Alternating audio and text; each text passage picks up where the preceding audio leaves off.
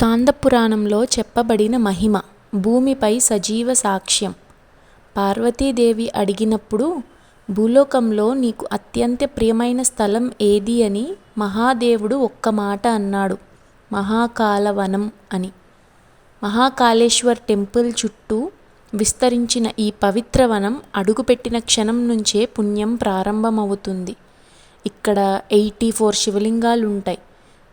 ఈ 84 లక్షల జీవరాశుల మోక్ష ద్వారాలు. ఒక్క లింగాన్ని సేవించిన మోక్షం నిశ్చయం.